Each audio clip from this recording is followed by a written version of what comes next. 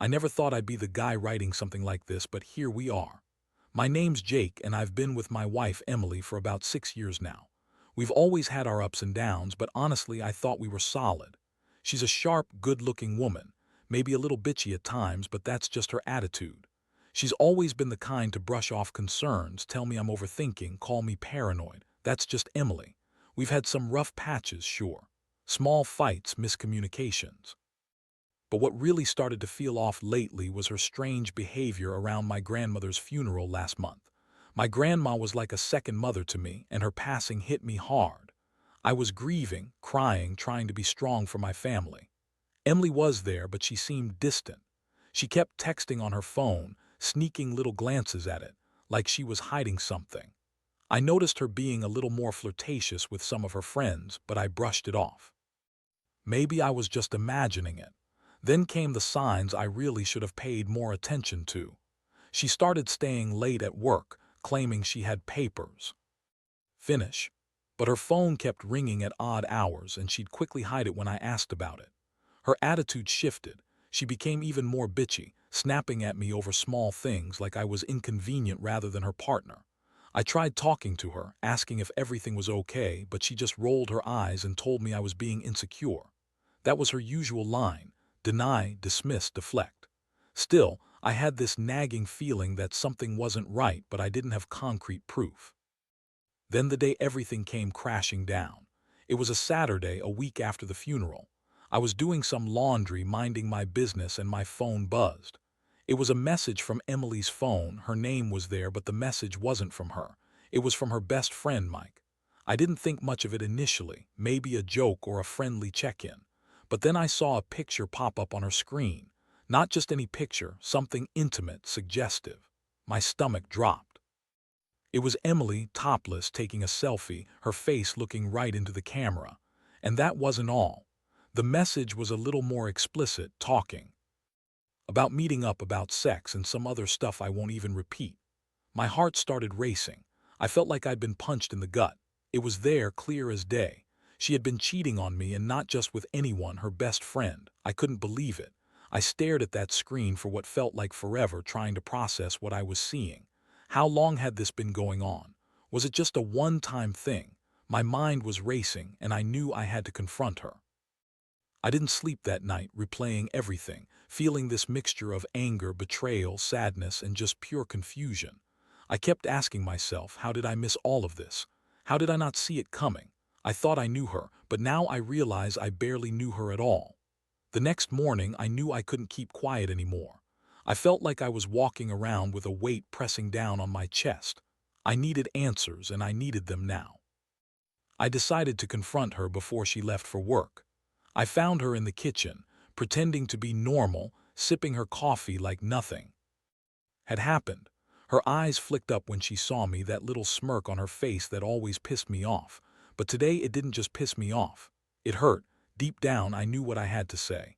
"Emily," I started, my voice trembling a little, "we need to talk now." She looked at me with that dismissive, bitchy smirk, but I pressed on. "I saw your message, the one from Mike, the pictures. How long has this been going on?" Her face changed just for a moment, like a flicker of guilt, but then she quickly masked it with that same bitchy attitude. "Jake, what are you talking about? You're overreacting. It's just a stupid joke. You're crazy if you think I would do something like that." She tossed her hair back, trying to look innocent, but I wasn't buying it. "No, Emily," I shot back, voice getting firmer.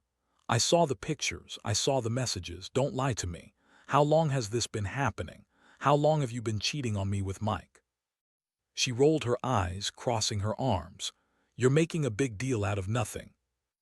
As usual, maybe you're just jealous because I look good in those pictures. Maybe you're mad I didn't tell you sooner because you're insecure." Her words stung. It was classic Emily: deny, deny, deny, but I wasn't buying it anymore. I could see right through her bullshit now. She finally snapped, her voice sharp. "You're paranoid, Jake. You always jump to conclusions. Honestly, I don't have to answer to you about my phone or what I do. And I sure as hell don't need you accusing me of cheating." She spat, her eyes blazing with anger. "Maybe if you paid a little more attention to me instead of obsessing over your grandmother's funeral, you'd see I'm still here, still with you. But clearly you don't trust me, do you?" That moment, I felt something break inside me. It wasn't just about the pictures. It was the way she looked at me, like I was the one at fault, like I was the problem. I realized then that my wife had been lying to my face for months, hiding this affair in plain sight. The betrayal ran deeper than I thought, and I felt a mix of rage and heartbreak I didn't even know I was capable of. I left the kitchen that morning feeling numb, knowing this wasn't going to be a simple fight or a quick fix. My world was shattered and I had no idea how to fix it, or if I even still wanted to try. The days that followed are a blur. I couldn't eat, couldn't sleep. Every time I closed my eyes, I saw her face, that smug look she always gives when she's hiding something. I kept replaying the moment I found that message, that picture of her, and the sick feeling in my stomach just wouldn't go away. I felt betrayed, humiliated, like I'd been played for a fool. I kept asking myself, how did I miss all the signs? Was I blind? Or was she just really good at hiding it?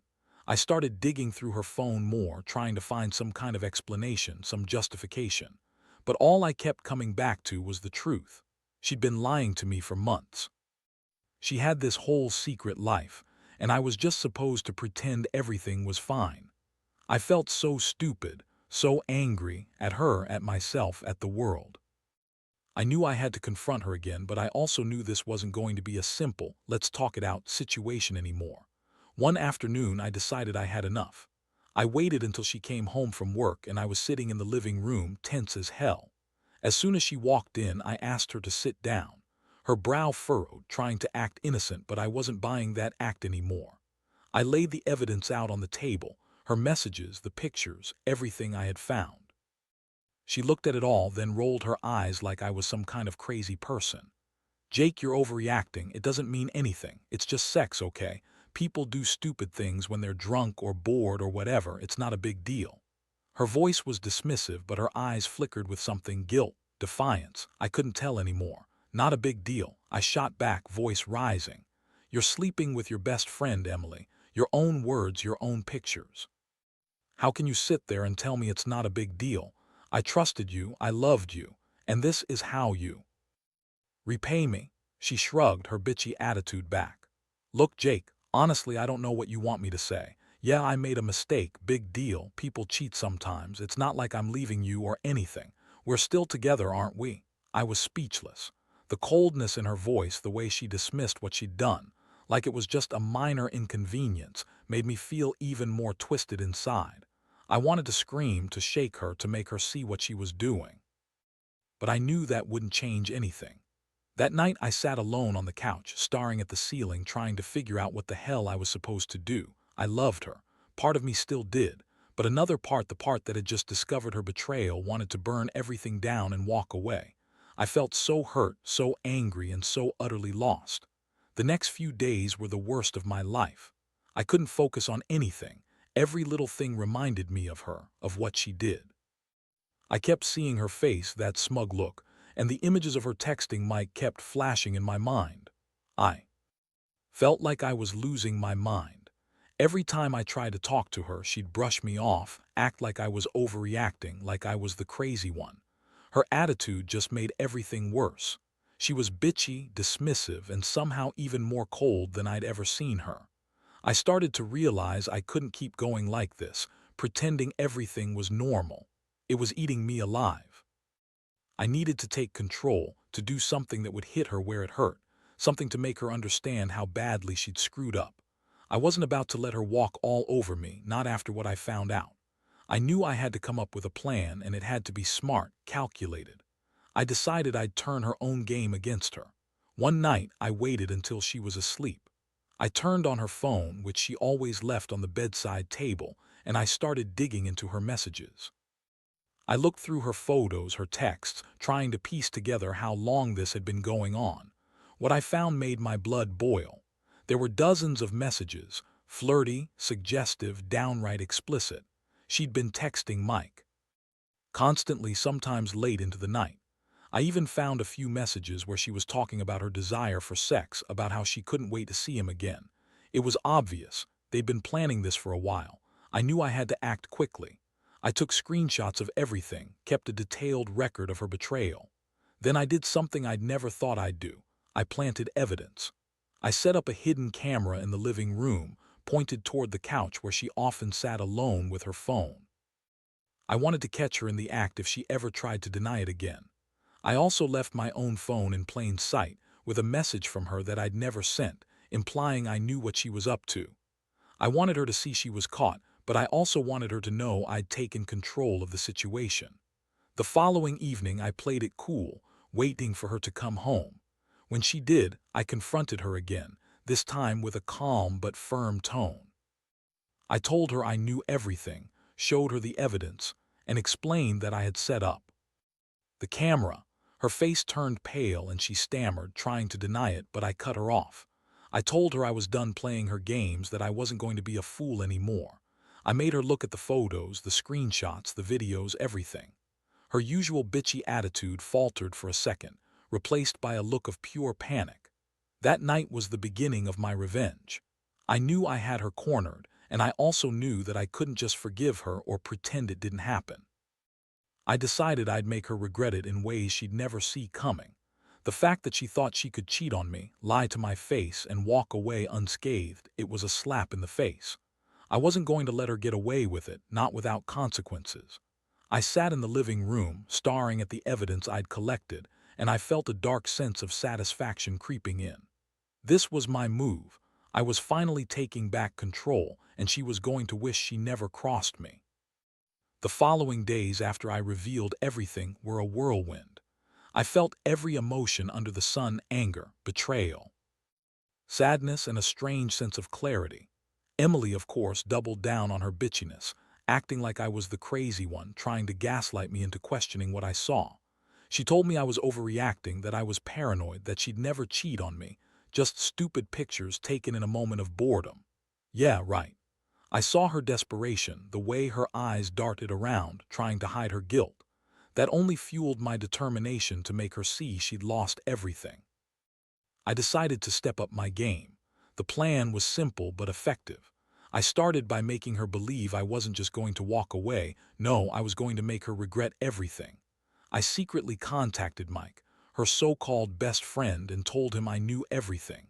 I told him I had proof, and that if he ever stepped near her again, I'd make sure everyone knew what they'd done. I wanted to make it clear that I had all the cards now. I also decided to leave subtle clues that I was watching her closely, just to keep her on edge. Small things like calling her phone at odd hours, showing up unexpectedly, and acting like I had no idea what she'd been up to. I wanted her to feel trapped, cornered. One night I set my trap. I told her I was going out with some friends, but I secretly stayed home. I set up a hidden camera facing the doorway. I knew she'd try to contact Mike again. I wanted to catch her in the act. Sure enough, a few hours later, her phone buzzed. I watched through the camera as she tiptoed into the living room, grabbed her phone, and started texting. Her fingers moved quickly and I could see her smiling. She thought she was sneaking around again. But this time I had her caught in 4K. I recorded it all, every word, every flirt, every suggestive message. When she finally came to bed, I played the footage on the TV. Her face turned white. She was caught red-handed, completely exposed. She froze, then burst into tears, trying to deny everything. But I was done with her lies. I told her I knew about her affair, that I'd been watching her, that she'd burned every ounce of respect I had for her.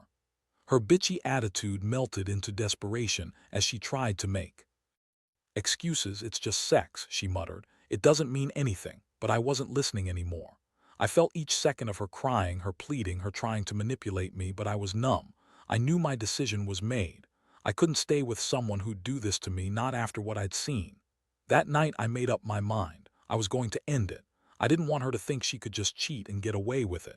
I deserved better than a lying, cheating wife. I deserved honesty, loyalty, respect, and she'd thrown all of that away.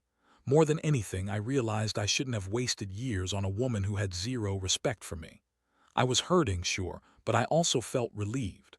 I was finally taking control of my life, even if it meant starting over. The betrayal cut deep, but I knew in my heart that I'd be better off without her. And honestly, I hope she feels the weight of her betrayal every day. After I showed her the footage and told her I was done, Emily broke down completely.